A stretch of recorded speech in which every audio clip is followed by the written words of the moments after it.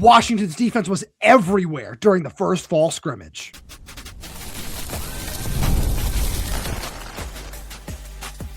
You are Locked On Huskies, your daily podcast on the Washington Huskies, part of the Locked On Podcast Network, your team every day. Welcome back in to another edition of the Locked On Huskies podcast. I'm Roman Tomashoff. That's Nick Lemkau, and today's episode is brought to you by FanDuel. Join all the action at FanDuel.com to play daily dingers and make your free pick on who's hitting a homer this MLB season. Now, Nick, you and I are just getting back from Washington's first scrimmage of fall camp. I look like I'm in a haunted house or something over here with the way some of the lighting is in here, but we're going to have a ton of fun on this here show where we've got a whole bunch of takeaways that we want to get to from the scrimmage, where I think there was a lot of depth that we saw shine through on both sides of the ball. And Jedd Fisch was certainly very vocal about that. But this was just another day where, you and I have talked about this for months now at this point. This is going to be one of the elite defenses in college football. And that really showed up today. The defense really did show up, and it pushes the offense, I think, to get better, because there were some times there were some overthrows, there were some underthrows. There was a lot of stops at the line of scrimmage. I thought the defense did a really good job at the point of attack from all levels. I mean, we saw Alex McLaughlin make plays at the line of scrimmage.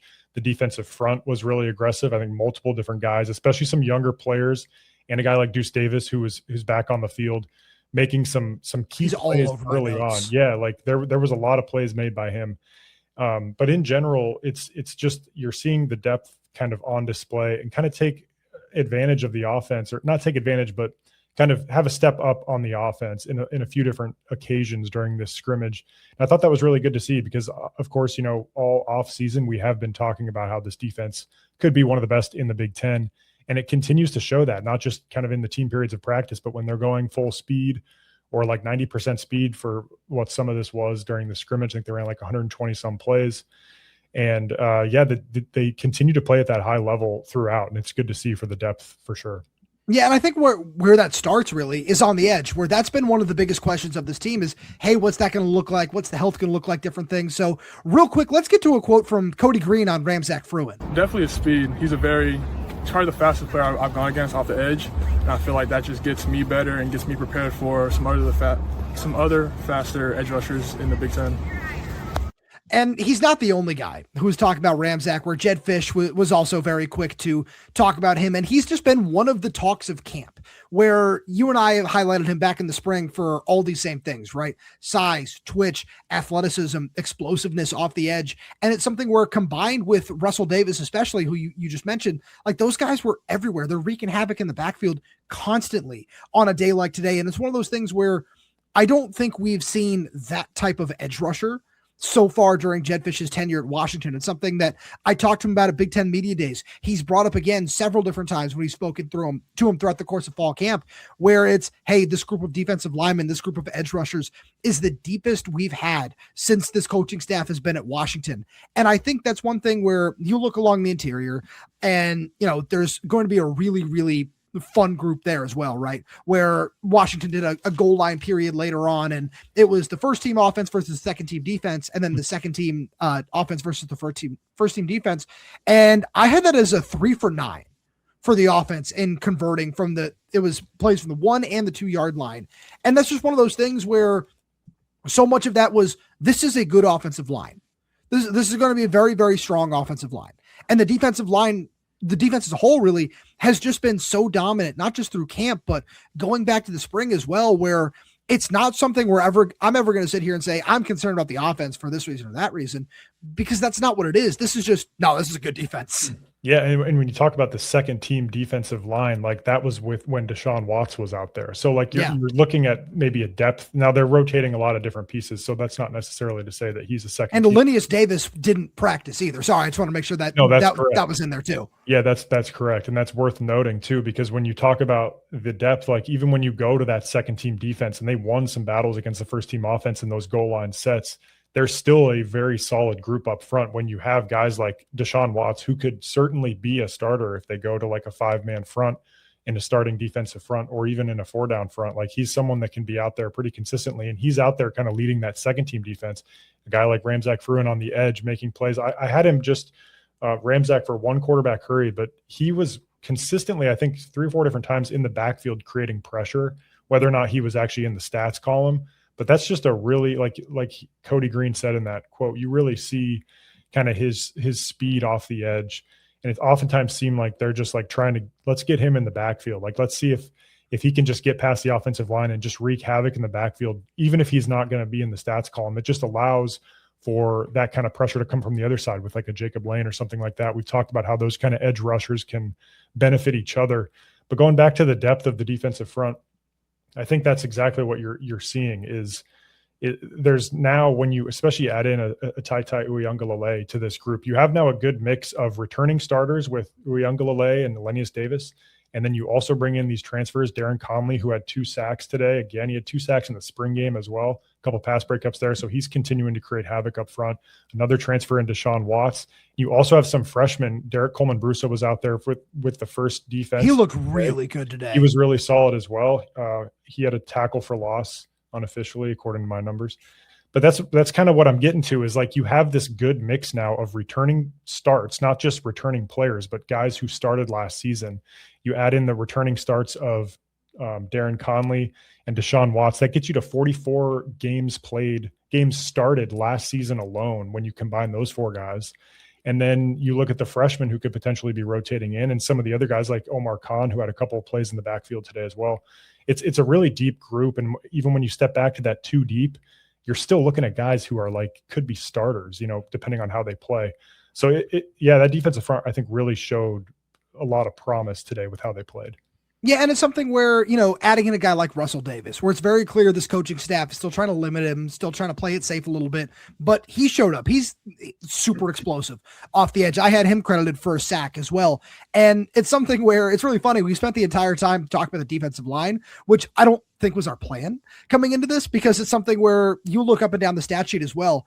Alex McLaughlin was somebody who was all over the place today, and watching some of the different ways that Ryan Walters wanted to utilize him, where it's, playing that linebacker spot sometimes, or having him walk down to outside linebacker and be a blitzer like we saw him do at various points in time last year. He was creating havoc. He was everywhere. Gavin Day had an interception. I know that's a dude that we want to talk about later in terms of the depth, but it's something where there's so many different ways that Washington can continue to utilize like the guys on this defense in so many different roles at all 3 different levels. Like you mentioned Derek Coleman-Brusso. I want to talk about him because during some of those first team defensive line reps without Lenius Davis, he was the dude out there playing nose tackle. Mm-hmm. And that's one of those things where that was on the goal line. Washington's offense still was having trouble with just how strong and physical and overwhelming this defensive front can be at times. And I just think that that's such a good sign, where when you look at how good this offensive line can be and how good this coaching staff expects the offensive line to be as well, like we're seeing that all over the place. But I think it just speaks more to how promising this defense is heading into 2026. And with Alex McLaughlin, I want to point him out too, because I had him for 2 sacks and a pass breakup, but I think he was in the backfield more than twice. Like there was probably 4 or 5 times that he was back there, like getting pressure on the quarterback and then looking at the ref like, hey, that's a sack. Like, why didn't you call that play dead? You know what I mean? Like he was back there. He was pulling up early. Yeah, like multiple times. I think they actually blew it dead twice for a sack. But I mean, that you look at his numbers on PFF where he lines up, it's like, 40% at the actual safety spot that he plays. And then he lines up like another 30% at free safety. And then he also, the remaining, 30% of the time he's up at the line, he's in the box, playing in the box. He plays it like he played a little bit at nickel, like kind of that slot corner role last season, a few snaps. If you look at the PFF numbers, really plays all over the field. And that continues to show up. And this staff talked about, I think Jedd Fisch mentioned it after the scrimmage today, just like he's a very key player to this defense because of his versatility. And then I'm going to go back to Russell Davis for a second, because I looked into his numbers. It's really interesting because he only played 34 snaps in 2024. Like we think about, the last season he played was the 2024 season, but he only played a little bit that year. Yeah. So he really has not played any football since the 2023 season. And if you look at that 2024 season, that game against UCLA, he had 7 quarterback pressures on just 14 defensive snaps in the game. He had 3 sacks and a forced fumble and a fumble recovery. So like the production was really crazy, even though he was only on the field for a very limited time in that game. And then you flash forward to this scrimmage tonight. And I know this was just a scrimmage, but I had him unofficially for a sack, a stop, and a tackle for loss. And he was in the backfield quite a bit. So same kind of thing. not on the field a lot leading up to this scrimmage. I mean, he's finally back to full speed for the first time in like basically 2 full years. And he's immediately kind of, with that, as Jedd Fisch would explain, kind of slowly getting him back into the mix, not putting him on the field a ton, kind of preventing him from himself is what he said at Big Ten Media Days. But it's even when they're doing that, like he's making plays in the backfield. That's a very, strong player that can be a really key factor to this edge rusher group that we didn't really talk about in the spring because he wasn't available. So seeing him back out there now is really promising for that edge group once again. Yeah, he's one of many fantastic examples of the depth that Washington is showing on this roster. And we'll get to that right after a message from our good friends over at 5 Hour Energy. If you've got a sweet tooth like I do, you know how tough it is to find that perfect treat without all the sugar. That's why Cotton Candy 5 Hour Energy Shot brings that nostalgic flavor back in a whole new way. This is that classic cotton candy taste you remember, but with a tasty caffeine boost and 0 sugar. It's a quick and easy way to satisfy that sweet craving while keeping things simple and on the go. I've always loved cotton candy, but I can't be eating sweets all day. And this is a perfect alternative. And the flavor really does bring that throwback fruity vanilla vibe. And it's surprisingly smooth. And I love how convenient it is too. It's just a small portable shot that I can grab whenever I need a little pick me up. So you can bring on the go sweetness with Cotton Candy 5 Hour Energy Shots, available now online at 5hourenergy.com or on Amazon. Nick, I pointed him out a minute ago. One guy who I really want to get to that I think over the last week has picked up a lot of steam in terms of on the depth chart and what he's been able to do at practice is Gavin Day, where this is the second straight practice we've seen him come up with an interception. This one was on a tremendous play for him where backup quarterback Elijah Brown was looking to hit somebody up the seam. I don't have that player in my notes, but he was looking for him in the end zone, and Gavin was playing the free safety role over the top in that center fielder spot. And he did a great job of rotating over with, the size, the instincts, the athleticism that we see from him all the time, and just made a really great play to go up and get the ball in the end zone, come down with an interception. And not only is this his second straight practice, or fully padded practice, I should say, with an interception for the second straight day, it happens in the end zone too. So it's the little things like that where making plays in those moments are things that, you hear these coaches talk about from time to time of, oh yeah, this guy's a gamer, that guy shows up when it matters. That's exactly the kind of stuff that they're talking about. And I think that Gavin, where we might not see it in the, its fullest form this year, since he's a true freshman, I love the path that he's on. And I think that this is one of those dudes where you start to look at some of those heavier safety roles that they might throw out there in terms of that 3 safety look we saw last year with Ryan Dillard Allen. If Gavin Day is that guy this year, like we've seen Raheem Wright do a lot of that early on. If Gavin just asserts himself in that role by the time the year's over, I'm not going to be surprised. I think Gavin's taken a pretty good step from spring to fall. Like he looks bigger. He looks a little bit more comfortable in the defense. I mean, there were some flashes last season in the spring game. He had that really good tackle for loss against Desmond Roebuck, kind of on that end around in the backfield. He also had a tackle for loss tonight in the scrimmage. And he also, there was a couple tackles that don't really go into the stats column as like a play behind the line of scrimmage, but he had a good shoestring tackle along the line of scrimmage.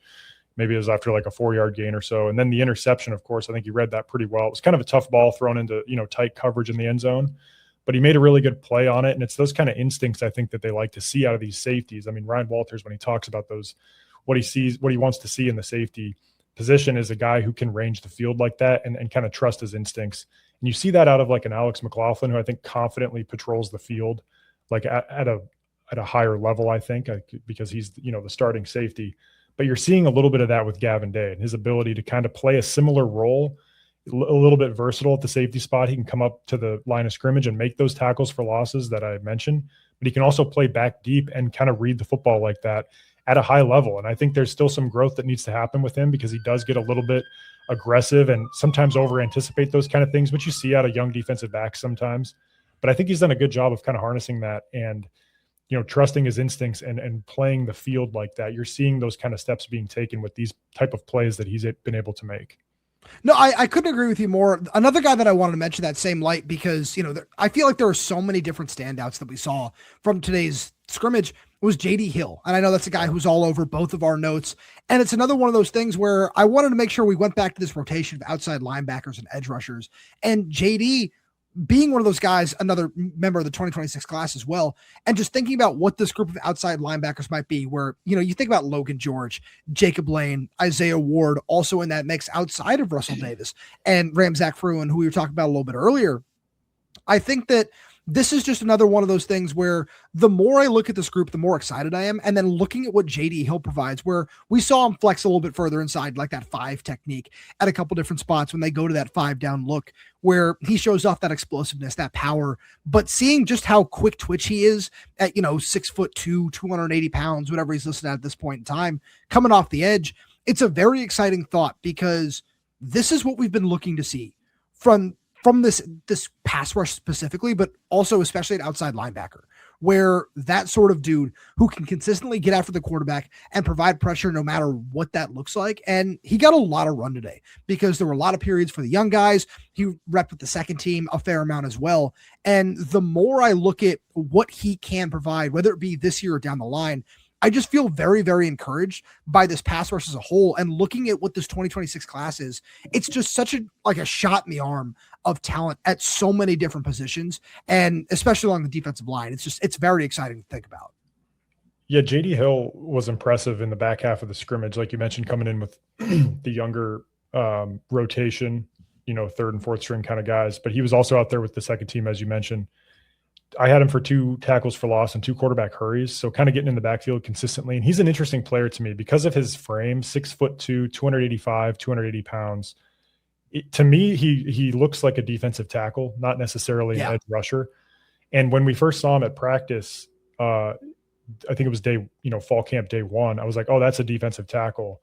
And then you kind of look at him run, and you're like, oh, but he kind of moves. He's kind of got the quickness and the length of an edge rusher. And I think that's why the staff likes him out there, because he does work out in the individual drills with the outside linebackers, the edge rushers. And it's because of that kind of twitch and length, the arm length that he brings, the wingspan. I think he's got some good, he can create good separation there and create that edge pressure. But that's also kind of why I think he'd be good on the inside, because if you can create that separation on a block on the interior with that kind of quick twitch, I think you could be a pretty good run defender in that kind of scenario, kind of like an Antario Thompson. I'm not saying they're the same player. I'm not really comparing body types. Antario was much bigger. But similar idea of kind of can create that separation and plays quickly on the interior. That was one of the things that made Antario Thompson stand out in the college ranks. JD Hill has a similar kind of quickness, at least from what I've seen in 5 or 6 practices. He just got on campus this summer, so there's still a long way to go there. But you kind of see that with the frame that he brings. He's an interesting player because I think he can kind of play at both spots. And what we saw today in the scrimmage, playing out on the edge, and he was pretty productive there. So I think he can be valuable depending, wherever they end up putting him.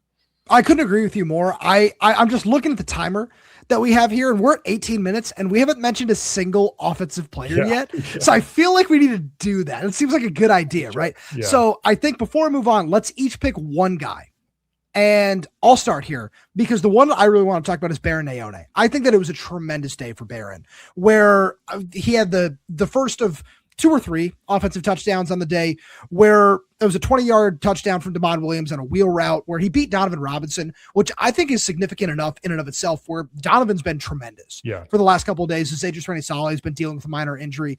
Jedd Fisch said it might be a couple of days, another week for him as he continues to recover, and they're shooting for him to be back by the mock game. We'll see what that looks like. But Donovan, that's all to just say, Donovan's been fantastic. And he's shown off that high-end athleticism, and Baron did a really nice job of beating him in coverage. And it's something where we got a chance to speak to him on Friday as well. And he talked about how much bigger and stronger he's gotten as a run blocker as well. And so we saw a lot of that heavy personnel today, the 12 personnel, the 13 personnel, and he is consistently a part of that. And there might be points, in my opinion, where he's the tight end out there during 11 personnel as well, because of how much it seems that Washington's coaching staff really seems to trust him as a blocker. And so he's one guy where you look at the size, the physicality, the way he moves, and also on top of that, how often Washington tried to get him on the field last year. Mm-hmm. I think it's a very encouraging sign for what this tight end position can be in the post-Quentin Moore era. Yeah, I agree. I think he's played at a high level when he's been on the field. To me, he's like a bigger receiver. I think he tracks the ball really well. He's got great hands, and that was a nice touchdown that he had. I'm going to go with Chris Lawson for this, because I think when we talk about the wide receivers, you tend to focus a lot on, the Christian Moss and what his production can be as a transfer, Rashid Williams coming back, and obviously freshman All-American Desmond Roebuck. But, I don't want to overlook Chris Lawson because he's a very talented receiver, and I still don't think I've seen him drop a pass in team periods. Like, the guy has really strong hands. And today, just going through my numbers, he was unofficially the leading receiver with 92 receiving yards. He had a 40-yard reception that was a contested catch, which is really impressive to me down the sideline. I think he makes he does a really good job, I think, of high pointing the football and just being consistent with his hands. I mean, you see that a lot of receivers can go up and compete for the ball, but he can consistently come down with those catches. He also had a 25-yard reception, a 13-yard reception, and a 14-yard reception. And that 14-yarder, it was a catch kind of like 8 yards over the middle, and he kind of was shifty, made some guys miss, and gained another 6-7 yards. Those are the kind of things that make him valuable. And Jedd Fisch said afterwards that he's a guy that can play all three positions in the wide receiver room. And that is, really, I think, going to go a long way with this room that's trying to break in several new players. I know I've talked about that this room could potentially be 7 deep at wide receiver. And I think that's, a stretch going into like the 2 deeps of who's going to rotate in, but there could be 7 guys that get, considerable action this season. But I think if you're looking past the top 3 that you could assume of, Christian Moss, Rashid Williams, and Desmond Roebuck, I think Chris Lawson has got a case to be that 3rd or 4th guy because of his consistency. And just when he's on the field and when he's healthy, he makes big plays, and he did that tonight in the scrimmage. And I think that's a very valuable piece to have when you look at a room that's trying to break in a lot of players going into this season. No, I love this because I wanted to highlight that 40-yard grab as well, where that was from Treston Keenan-McMillan, where he was just running a go route and he had to stop and come back to the ball a little bit. And Elijah Durb was playing really tight coverage the entire time. And as you said, it's a contested catch. It's a physical catch to be able to go up and over one of the more athletic players on this team as well in Elijah Durr to make that play. And that's one of those things that you and I have talked about. And we've seen, in bits and pieces, whether it be the spring of 2025, we're seeing a little bit more of that this fall. That's just been hampered because of injuries. And so I love that because, I think that there is a clear cut top 3 right now. And as you said, Rashid, Roebuck, and Christian Moss. But right behind them is Chris Lawson. Like, if he's starting over one of those players at some point this season, like, I'm not going to be surprised at this point in time because he's just that he is that good. And it's one of those things that you and I have talked about it on the air, off the air.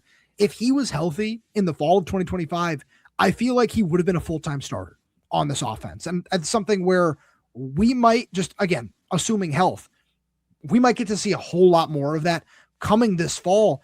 But Nick, that was one of our big takeaways. We have so many more that we need to get to.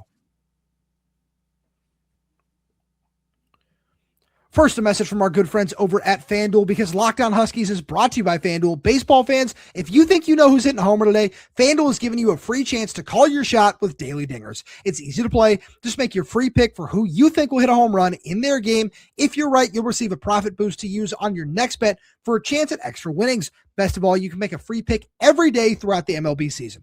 Daily Dingers is another fun way to stay engaged with everyday's games, whether you're following your favorite team or keeping an eye on matchups across the league. Every game has someone capable of going deep. Now you get the chance to make your prediction before first pitch. And there's so many guys that, I would turn to personally. Wilson Contreras, he has been tremendous all year long, starting to come out of a little bit of a cold stretch. So keep an eye on him. Junior Caminero, Yordan Alvarez, those dudes seem like they're hitting home runs every other night. So are you ready to play your game today?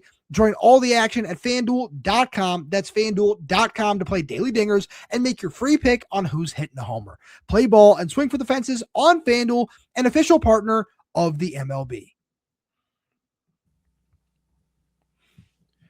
All right, Nick, bunch of guys that we want to go with here. I know one person that you mentioned you want to talk about in the show, and I've certainly talked enough about him over the last couple of weeks, so I'm just going to hand the floor over to you to talk about Jaron Jones. Yeah, Jaron Jones started the day with a pass breakup on the first play.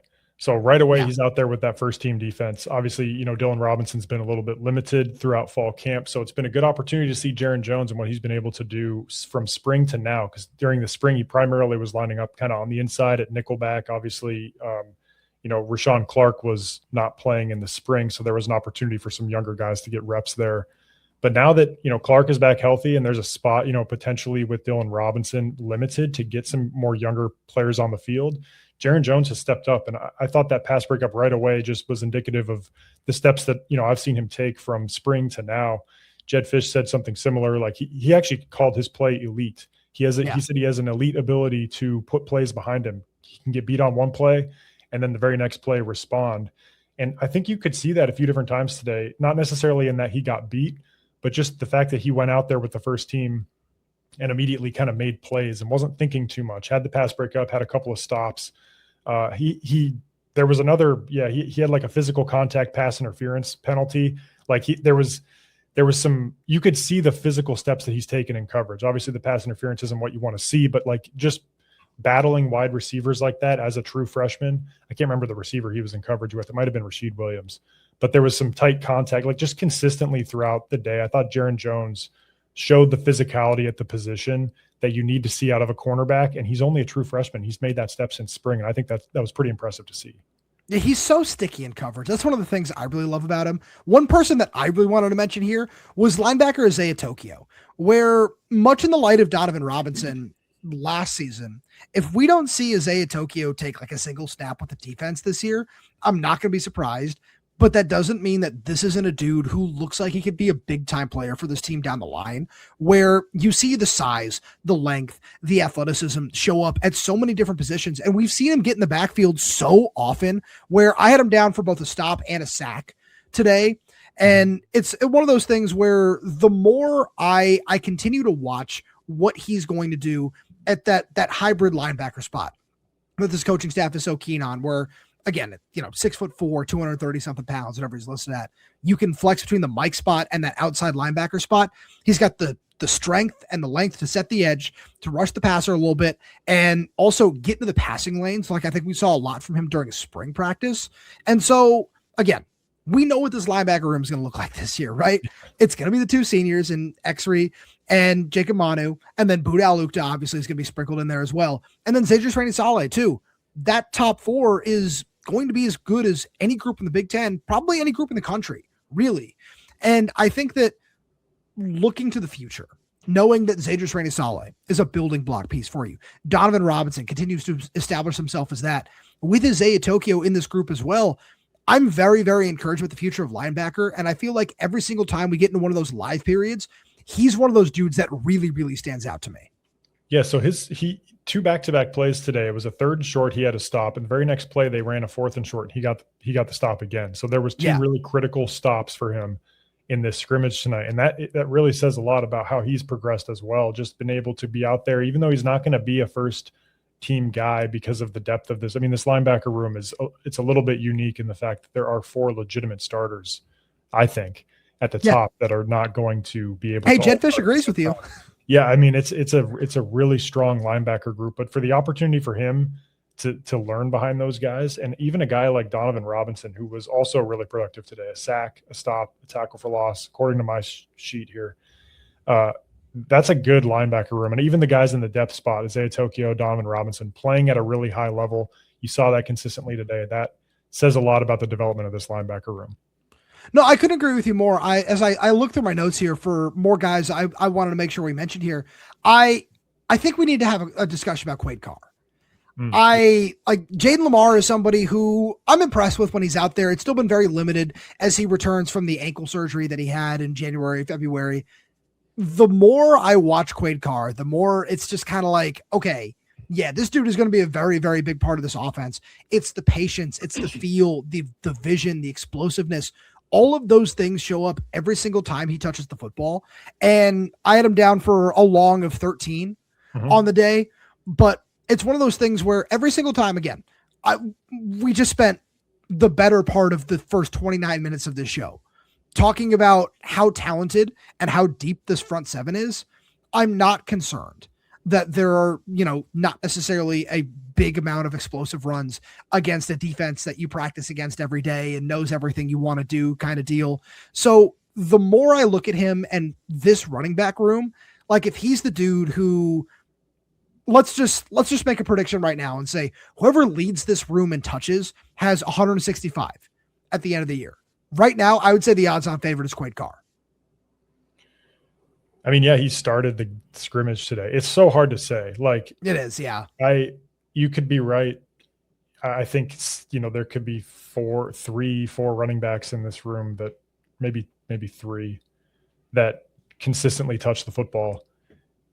It's really hard to say at this point because Jayden Limar looked decent. He carried the ball a few times, had 2 explosive runs, both each about 15 yards. Like he was also productive when he was on the field, but again, like obviously coming into it a little bit slow, limited this fall. But you're seeing him kind of get back to that full strength, and I think that's good. But it has allowed Quaid Carr to get those additional reps, which is why I think he's probably at the top of the depth chart at this point. I mean, there's no depth chart, but just where I would put him. But yeah, it's a really interesting discussion because it could really be any of those, either of those two guys. And even you mix in like a Brian Bonner, what's his rep count going to look like? What's Trey Cooley going to look like? Like he's been limited as well. He got in a couple plays. I did have him on the field. I don't have him for any stats, but he definitely got on the field. Yeah, he was out there a little bit. And that's something where, I have him down for a 15-yard run on. Oh, wait, no. That's Limar had a 15-yard run, but Cooley got out there. I'm interested. I just am really, this room is really interesting to me because it could go a long way in determining what this offense, how successful this offense can be. Because if the running backs can find their footing in consistency, whether it's 2 or 3 guys rotating, that can really help things. But if they're not able to depend on this group consistently with availability, rotation, whatever it may be, that it's just I'm still waiting to see kind of. We're not even halfway through fall camp at this point. There's only been 5, 6, 7 practices. I want to keep seeing what these guys look like and how, because I thought Quaid Carr looked pretty solid today. 10, 11 carries, something around there, had that 14-yard, 15-yard kind of explosive run. He's looking good with the reps he's getting, but yeah, I'm waiting to see kind of how they cycle through these running backs this fall. No, I agree. And something where we've only really seen Trey Cooley be active for the 11-ons in 2 practices now. Mm-hmm. So yeah, it's still a little bit limited. He had a couple of nice plays in the full contact periods on Thursday. And it's just, he's explosive. He had a nice little spin move that I had written down in a couple different places in my notes. But it's one of those things where you're right. It's still very early to tell what this room is going to look like, which is a little frustrating in one regard. But at the same point, like, it's one of those things where the more we get to watch some of these guys, whether it be Quaid Carr, Brian Bonner, who looks really, really comfortable. I think he looks a lot more comfortable now than he did at any point in the spring, which is, I mean, obviously what you'd expect, right? But at the same point, it's really nice to see him make those sorts of strides this quickly. And in a room where there is so much opportunity for all of these guys. If it is that true freshman, like you listen to Scotty Graham talk about what they seem to expect from Brian Bonner and his trajectory throughout his time at Washington, it feels like they just expect him to be that, okay, that's going to be a workhorse guy for us, a year, 2 years, 3 years from now, because they want him to get up to around 220 pounds. And he's got the frame and the speed and the vision to play in this conference. So it's just a matter of figuring out what that might look like right off the bat. And it's why guys like Jayden Limar and Trey Cooley can be so important to this room, where they have that experience. They have all those sorts of things where if it does take a little bit longer for Brian Bonner to get up to speed in that regard, those sorts of dudes can take a lot off his plate in year one. Mm-hmm. Yeah, I think so too. I think that will help a lot depending on what those guys kind of look like. I'll add one more thing in. I know we've been talking a while, but I'll talk about punting really quick at the end. Oh, you have to. Yeah. It's Nick's punting time. Yeah. They did a little bit of punt work. It wasn't like live punting, but it was like situational formation stuff. And Hunter Green, I think, is going to be a really solid improvement at the punting position, just in terms of like hang time, because they're not working on like, punt block formation or anything like that. So he has time to punt.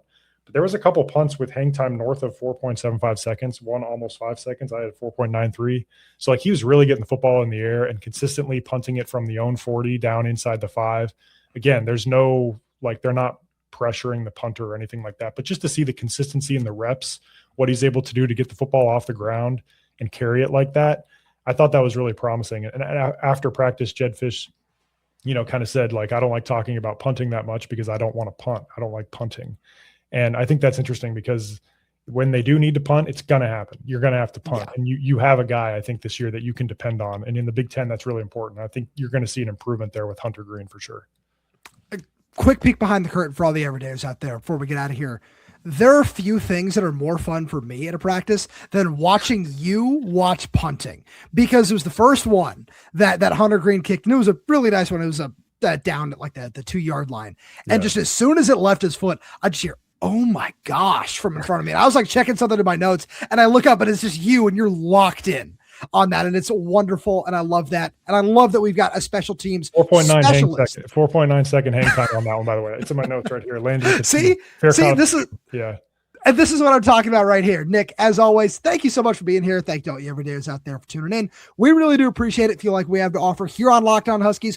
Please make sure to subscribe wherever you get your podcast, whether that's YouTube, Spotify, Apple Music, Amazon Music. We're there. We're everywhere. We're updating this channel to new content every single day. So please make sure to click that like button, click that little bell, so you never miss when we post a new show. Plus, if you have any questions, comments, concerns, drop them right down below in the comment section. And if you're audio only, please give us a 5-star review, as it does help us out a lot. Thank you so much for tuning in, and we'll talk to you on Tuesday.